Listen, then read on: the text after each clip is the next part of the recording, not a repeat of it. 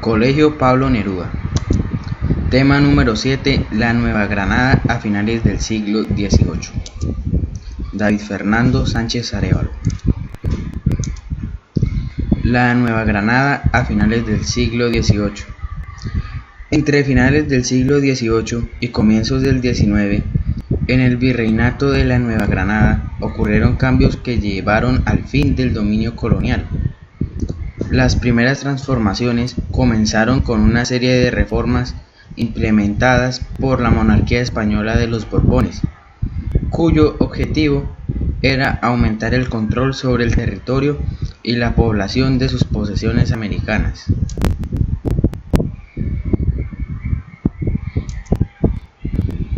Reformas borbónicas en la Nueva Granada.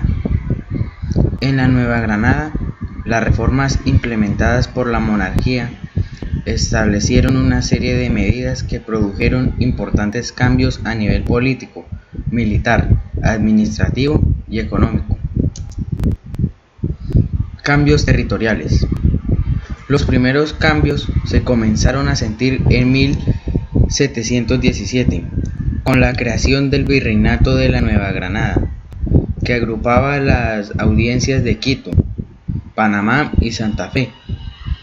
El virreinato fue suspendido temporalmente en 1723 debido a problemas financieros, pero fue restituido en 1739 y duró hasta 1810, cuando el movimiento independentista le puso fin. Cambios militares. Una de las principales precauciones de los Borbones era la defensa del imperio ante ataques de potencias europeas rivales. Por esto, llevaron a cabo reformas militares que aumentaron el número de tropas en América y fortificaron varios puestos definitivos costeros. En el virreinato de la Nueva Granada se estableció un batallón auxiliar en la capital que dotó a la corte virreinal de unas fuerzas armadas respetables, y se crearon milicias urbanas que operaban en las ciudades. Cambios administrativos. La corona pretendió limitar la participación de los criollos en altos cargos administrativos locales, en las audiencias y otros organismos judiciales y de gobierno. De igual manera, fueron enviados a América nuevos funcionarios de entera confianza de la corte, como los intendentes. La Nueva Granada recibió al visitador general Juan Francisco Gutiérrez de Piñeres en 1778. En general, los criollos no estuvieron de acuerdo con estos cambios porque disminuían su influencia en la política y la sociedad local. Cambios fiscales. Los monarcas reordenaron el sistema de recaudación de impuestos. Para ello, incrementaron la alcabala o impuesto a las ventas y reorganización del sistema de aguardiente. Asimismo, implementaron el libre comercio entre las colonias y varios puertos españoles. En Nueva Granada, el aumento de las contribuciones generó descontento en los sectores populares y desató el levantamiento de los comuneros. Cambios al sistema judicial. El sistema judicial se vio afectado por las reformas borbónicas. Con las nuevas disposiciones, el fuero eclesiástico fue abolido y los intendentes aplicaron sus amplias facultades para impartir justicia, aún por encima de las autoridades de los obispos. La modernización de la justicia implicó recopilar los expedientes y llevar una continuidad ordenada de los procesos. así como la adopción de la costumbre de informar, por escrito, cualquier anomalía de la administración judicial. La Real Expedición Botánica. La Expedición Botánica fue un proyecto científico inspirado en las ideas de la Ilustración, que contó con el apoyo de los Borbones. Su propósito era conocer mejor los recursos naturales del Virreinato de la Nueva Granada y tener un control más eficiente sobre su explotación. La expedición botánica comenzó en 1783 con la dirección de médico, botánico y sacerdote español José Celestino Mutis, quien había llegado a la Nueva Granada en 1761 para servir en la corte del virrey Pedro Mexía de la Cerda. José Celestino Mutis nació en 1732 y falleció en 1808. Fue una de las principales figuras de la Ilustración neogranadina. Inicialmente, la sede de la expedición se localizó en la población de Mariquita, Tolima, pero fue trasladada a Santa Fe en 1791. Los participantes de la expedición se dedicaron a estudiar especialmente la flora, pero también se ocuparon de la fauna, la astronomía y la meteorología. Además, aspiraban a levantar un mapa de virreinato. Por algún tiempo, la expedición supervisó la recolección de la corteza de quina, una planta con propiedades medicinales, así como el cultivo de nuez moscada y de añil. La expedición botánica congregó a un selecto grupo de criollos jóvenes, entre los que figuraban Francisco José de Caldas, Francisco Antonio Sea, Sinforoso Mutis, Jorge Tadeo Lozano y Pedro Fermín de Vargas. La importancia de la expedición botánica no se limitó al campo científico, sino que permitió desarrollar un sector de élite criolla, una mayor identificación con su lugar de nacimiento y la esperanza de un futuro más próspero para la Nueva Granada. También aumentó el anhelo de los criollos por tener mayores contactos científicos y comerciales en Europa.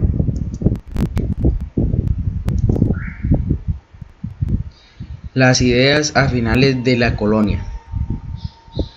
Como parte del espíritu reformista de los Borbones, varios virreyes del fin del periodo colonial incentivaron la introducción de nuevos conocimientos de la Nueva Granada y la creación de algunas instituciones científicas y culturales. En cuanto a la educación, en este periodo se formó una junta de estudios que buscaba crear una universidad pública en donde se enseñaran las llamadas ciencias útiles o naturales. El director de esta junta, Francisco Antonio Moreno Díez Candón, propuso un plan de estudios que establecería las nuevas materias. Sin embargo, esta iniciativa fue rechazada por los padres dominicos y no se llevó a cabo. Ante las resistencias, el proyecto de una universidad pública fracasó. Algunos criollos formaron grupos de discusión informal, conocidos como tertulias, en los cuales se debatía todo tipo de temas. Asimismo, los americanos ilustrados crearon los primeros periódicos del virreinato. En la década de 1790 apareció el papel periódico de Santa Fe de Bogotá, a cargo del cubano Manuel del Socorro Rodríguez, y más adelante se fundaron la Biblioteca de Santa Fe y el Observatorio Astronómico en la capital. En cuanto a la circulación de ideas, hubo mayor acceso a gacetas y periódicos extranjeros que informaban sobre acontecimientos recientes. Por este medio se conoció la revolución de las 13 colonias inglesas y la Revolución Francesa. Entre otros eventos, también aumentó la circulación de libros de autores de la Ilustración española y europea, como Jovellanos, Feijoo, Rousseau, Montesquieu y Voltaire, que apoyaban ideas como la libertad individual, la soberanía popular y hacían críticas al sistema de gobierno monárquico. Sin embargo, la corona vigilaba la circulación de estos impresos por considerarlos una amenaza para la fidelidad de sus súbditos.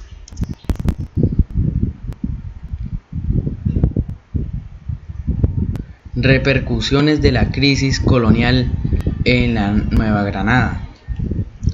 Antes del año 1808 se presentaron algunas tensiones entre los criollos de la Nueva Granada y los chapetones o españoles. Aunque estas tensiones no fueron suficientes para iniciar el movimiento de independencia, es importante conocerlas porque generaron cierto descontento entre los criollos y aumentaron su sentimiento de ser diferentes a los españoles. Los criollos antes de independencia.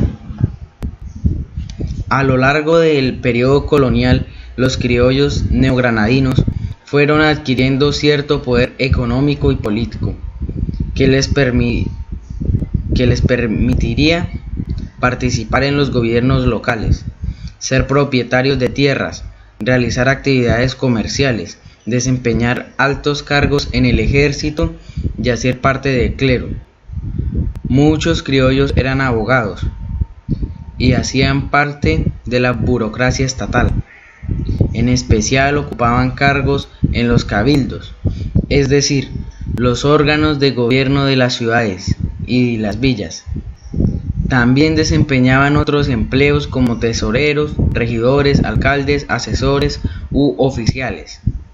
Por ser descendientes de españoles y por trabajar para la corte virreinal, los criollos tenían un sentimiento de orgullo y honor bastante grande. Asimismo, hacían alianzas entre sí mediante el matrimonio e intercambiaban favores para hacer valer sus intereses. Por lo general, los criollos convivían armónicamente con los españoles. Sin embargo, algunos episodios que se presentaron durante los últimos años del siglo XVIII hicieron que las relaciones entre criollos y los españoles se tornaran más difíciles. La prisión de Antonio Nariño. Antonio Nariño era un rico abogado y comerciante que se interesaba por las ideas ilustradas. Además de ocupar el cargo de tesorero de diezmos de Santa Fe, poseía una considerable biblioteca y una imprenta, y estaba al tanto de los acontecimientos que ocurrirían en Europa y América.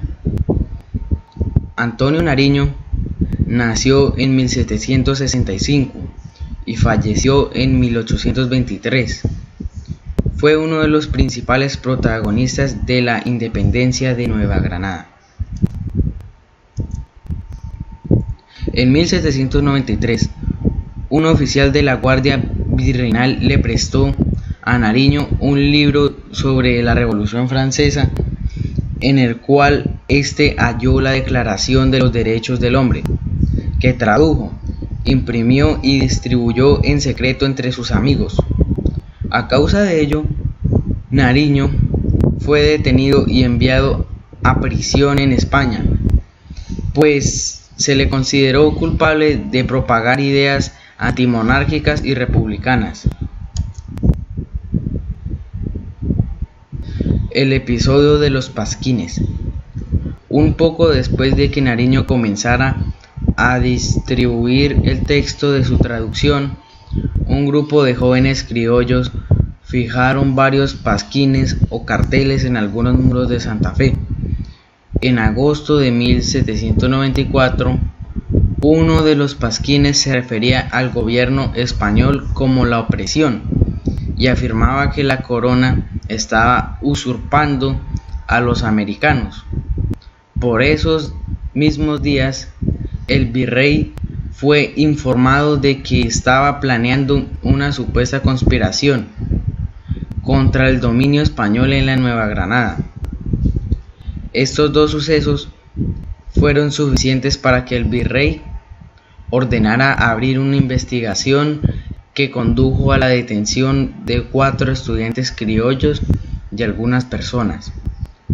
Todos estos sucesos aumentarán la desconfianza entre españoles y americanos.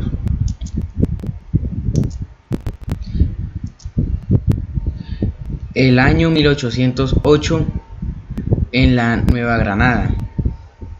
En la unidad anterior mencionamos que el monarca español Carlos IV y su hijo Fernando VII fueron detenidos en mayo de 1808 por Napoleón Bonaparte. En su reemplazo, Napoleón proclamó a su hermano José Bonaparte como rey de España y de todas sus colonias. Como reacción a este suceso, en la península ibérica se desató una resistencia a los invasores franceses y se crearon varias juntas de gobierno, que luego dieron lugar a la Junta Central en Sevilla. Este proceso de creación de juntas se repitió al otro lado del Atlántico, y el virreinato de Nueva Granada no fue la excepción.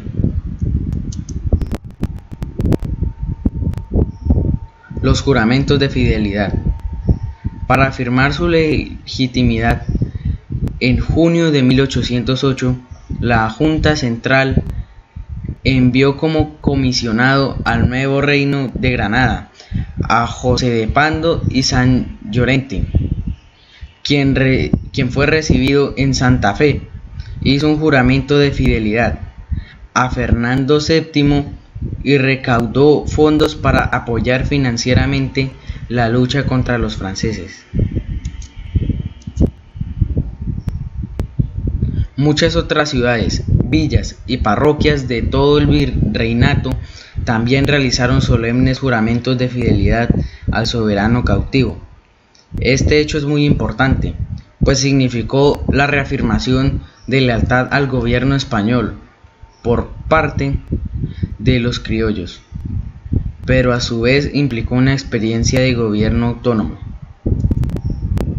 El Memorial de Agravios. Ahora bien, a comienzos de 1809, la Junta Central invitó a las colonias americanas para que enviaran delegados a unas cortes o asambleas de gobierno que se iban a realizar pronto. En Nueva Granada se eligió como delegado al criollo Antonio Narváez y La Torre, otro destacado criollo nacido en Popayán, Camilo Torres Tenorio. Fue encargado de redactar un documento que Narváez debía llevar consigo, el cual se conoce como Memorial de Agravios.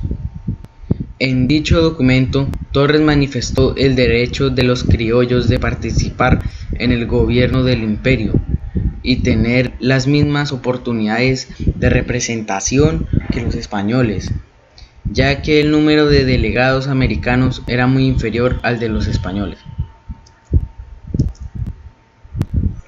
Aunque Antonio Narváez no viajó a España y el memorial nunca llegó a su sitio, este documento es muy significativo porque sirvió posteriormente como base ideológica a los movimientos de independencia de las diferentes provincias del virreinato. Camilo Torres Tenorio nació en 1766 y falleció en 1816. Pensaba que el federalismo era la forma de organización más adecuada para la Nueva Granada. Reacciones ante Junta de Quito. En agosto de 1809, los criollos de Quito, descontentos por la desigualdad de representación que tendrían los americanos en las cortes convocadas desde España y apoyados por el pueblo, iniciaron un levantamiento contra el gobierno colonial. Destituyeron a los funcionarios españoles y establecieron un gobierno provisional que declaró fidelidad al rey Fernando VII. Este hecho fue reprimido de manera violenta por las tropas españolas, lo cual generó rechazo entre muchos notables criollos que simpatizaban con el movimiento de Quito.